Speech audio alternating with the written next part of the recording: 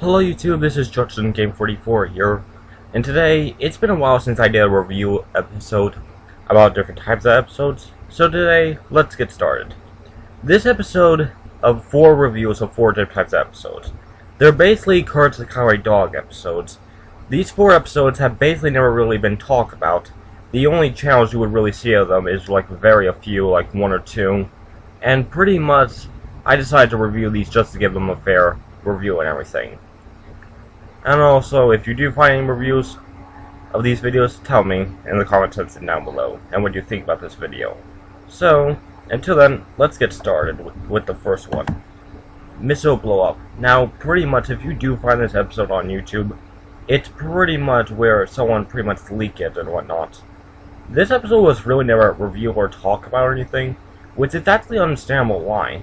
Missile Blow Up really was a simple and plot and everything. Basically what happened in this episode was basically there was a big carrot missile that basically flew right over their house and exploded. And pretty much the pieces of it immediately went to the ground and then sank. Muriel and pretty much Courage went to the garden and they pretty much found a giant carrot and whatnot. And the carrot kept growing and growing. Muriel ate it. Eustace found it disgusting actually that he saw a carrot, saying that he hated carrots. Could not even stand in the same room with carrots. Call me when you got some meat. But no, seriously, besides that, Muriel ate it, and pretty much Courage went to the TV with Eustace to see what was going on. They were pretty much on the news channel, which apparently Eustace liked watching war movies where pretty much it was a bunch of bombs, which is suitable for this type of episode.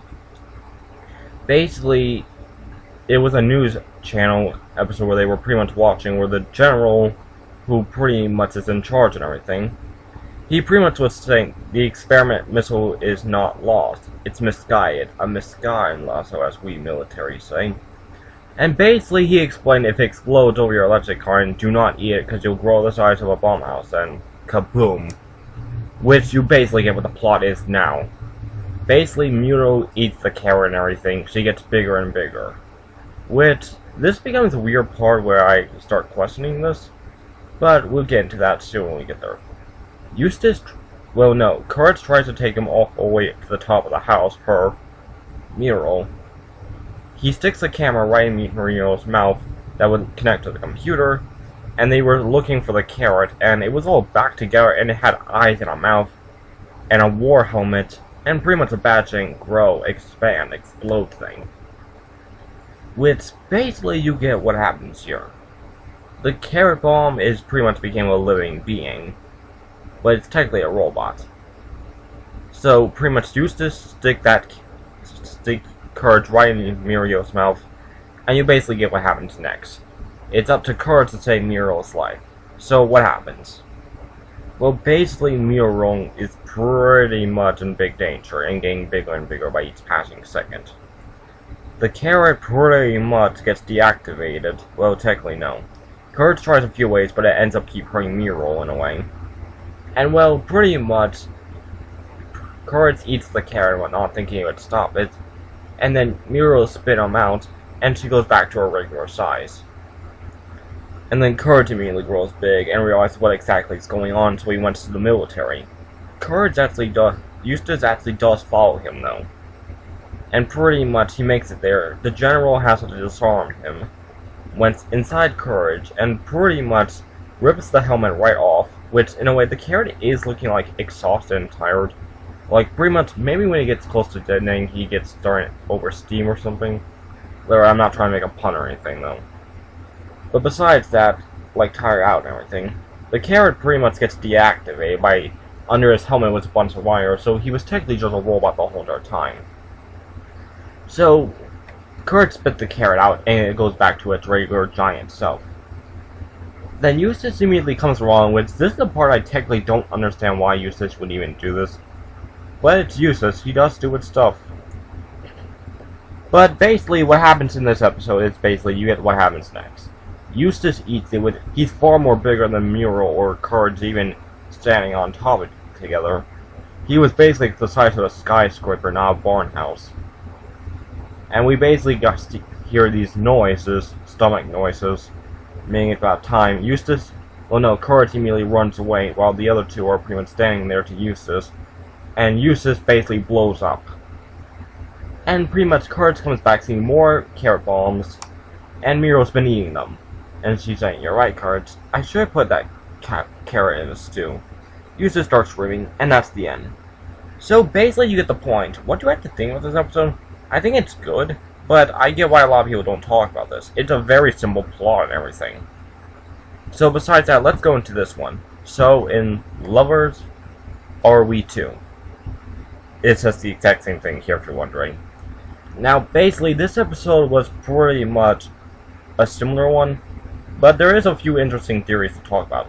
Similarly to this one, why was the military even making a bomb carrot? But we'll get into what I mean this. Basically, Muriel wants to go to the museum to see the Mona Lisa painting, and Eustace goes to see the Thinker. Of course, he just goes to see the Thinker once he gets there. He didn't never really want to go to the museum. He just want to watch TV and whatnot. So besides that, what really happens? They have a little talk and everything with the guard. They were able to convince him that they go into the museum, but have to leave when it's time for closing. And basically they overslept because they sit somewhere where they were not supposed to, and the guy mistaked them as sculptures by accident. And the museum immediately gets shut down. Eustace goes to the Thinker and pretty much just look at it again. Muriel does the exact same thing, because they find it so beautiful. She wants to see the Mona Lisa because it reminds her just of her mother. And basically, a purple and red-orange planet thing comes along combined and forms a giant green laser light that pretty much brings all the paintings and statues to life. Which, honestly, this is my interesting theory. The Mona Lisa immediately grabs Muriel's hand and immediately drags her right in, and she jumps out the Mona Lisa herself. And pretty much the Thinker does the exact same thing. What the Thinker does is basically, Eustace says, "Put some clothes on, you big and something." And this is only the decision the Thinker ever makes, instead of just thinking about it. He immediately grabs Eustace and everything, and Eustace basically takes his place, wearing his outfits and whatnot now. While those two are basically trapped, basically the Mona Lisa and the Thinker are basically on a date or something. They go to one painting, which is honestly them in a park. All these paintings are supposed to be real paintings though, but I don't know all the names, and one of my friends actually wanted to be in them. The melted clocks. Which, speaking about that, that's where their second painting goes. We are pretty much... The next painting is a bunch of melted clocks set in real life, but of course, the person who made this show made the painting expand to a bigger where there was a melted pizza and two characters in. So basically, the Mona Lisa tried to take him there, so maybe a little Strange can loosen him up. Then they go to the cafe art, and basically they just have a talk and everything, and Mona Lisa's just bored. The Thinker just thinks, which honestly, he can't make up his mind what he wants to do or whatnot. Now, I'm going to talk about my theory. The theory is, why did the Mona Lisa and the Thinker even just switch places with them? And why couldn't Courage just drag both Eustace and Muriel out of the painting and statue form? Well, believe it or not, I actually have a theory for that. When the paintings and everything comes back to life, pretty much, there has to be more than one character in the painting and everything. If there was two, then one character could come out of the painting. If there's only one, you need someone else to take your place first. So basically, since Eustace was only one statue, the Thinker needed to take Eustace's place of being free, while Eustace speaks as the Thinker statue now. For the Kiss statue, pretty much you get the point. Courage is able to convince one of the people who is part of the Kiss statue, pretty much goes to the Mona Lisa, and pretty much does this. Since there were two people on that statue though, he was able to leave the place and everything. And so you pretty much get my point of this. There has to be more than one in order to leave the painting or whatnot. If there's only one, then you really can't just bring them right out and whatnot. And basically, Muriel is saved, and they just jump right into a painting where it looks like their own house. And so, pretty much, what happens here is very simple. They're pretty much wondering, I wonder when Eustace will get back. Which pretty much, the Thinker is basically in the cafe painting, Which, by the way, guys, if you know what these paintings are, please tell me in the comment section down below. I would like to know what they were.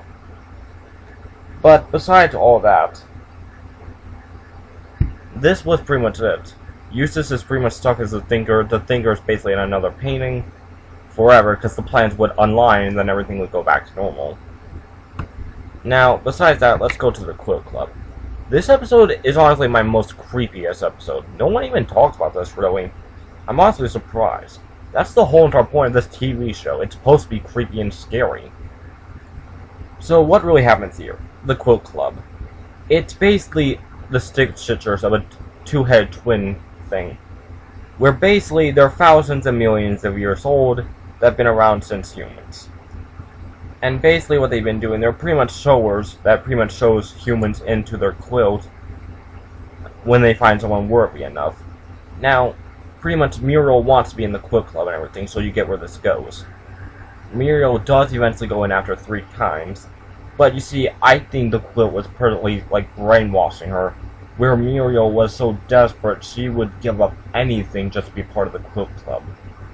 And when she finally did get to become a member, you get what happens. The Stitch Sisters, Eliza and Lisa Stitch, they both show her into the fabric, and basically she becomes part of it. And it's honestly interesting because every time we see Muriel try and make a new one, she gets more and more sick looking. So, what happens after she gets sewed in? You basically get what happens. Kurtz does, and has to sew in a memory quilt of Eustace, and pretty much Kurtz pretty much rip off his own fur just to make it part of the quilt. And sadly, the quilt became ruined, it became ripped up, Muriel was free, and so was the other people. And pretty much, they all run away after Eustace comes down saying, "Muriel, I'm all autistic, a big red nose," and all the women start swimming and run. And I had a funny joke at the end where they basically now became the fabric of the 2 Stitch Sisters, and pretty much they were both just sneezing. Now, I do have an interesting theory about, like, what would happen if the fabric pretty much became complete, like if every piece did. My theory is that the Stitch Sisters were trying to gain more and more power. However, when they lost it, they lost the power over the quilt, which sealed themselves into it. And also, I pretty much think it's pretty much like a disease in a way, like I just said about Muriel getting more and more sicker. She made more bigger things, and pretty much, it didn't really matter what she would make. It depended what she would do, like, she would give things to you, she would ask, like just saying who, like pretty much it was trying to make Muriel forget everything that she had. So, besides all that, what do I think about this? Honestly, this is the most creepiest episode yet. So, let's get into the last one. House calls. Basically, I think there was a video where someone did a review about this. Basically, house calls is basically a big mansion, is where this guy lives. He brought his house to life because he was all alone. No neighbors, no nothing. And basically, the house starts to walk. Their house goes to theirs. From a big singing music box thing. However, though, that house view is now betrayed and everything, and wants his owner to come home. But sadly, things go out of control. The house starts attacking them to try to kill Eustace and Muriel. However, though, the house pretty much starts calming down once Kurtz does something to it. He starts painting it pink, cleans up the house, which the house was a big filthy mess and everything. And basically, at the end of the episode, the house would stop attacking and leave it alone. And also, it's all fixed up clean. It's now pretty much a pink palace. And they play the song again and a bunch of neighbors come to live stylized houses. Expensive ones. And basically, Eustace and Muriel get kicked out of the neighborhood because of the house the way it looks. He's actually upset that they have to leave, but Muriel was able to talk him into, it doesn't matter how far we live apart, we'll always be neighbors. The house is going to miss them as too, and especially Kurtz for what Kurt's done. And pretty much, that's a nice simple episode. I'm pretty much trying to finish this one up though, since we're almost out of time. I didn't expect it to be this long. Anyway, just a quick note, if you're wondering what my character is for this, it's basically a statue from like this one up. You can imagine it being the thinker or whatnot. Okay, but besides all that though, I do hope you all did enjoy this episode here. If you want me to make more like this, just leave in the comment section down below what cartoon show you would like me to review about. But until then, this is Judson Game 44, signing out. Until then, I'll see you all later. Bye! Potato.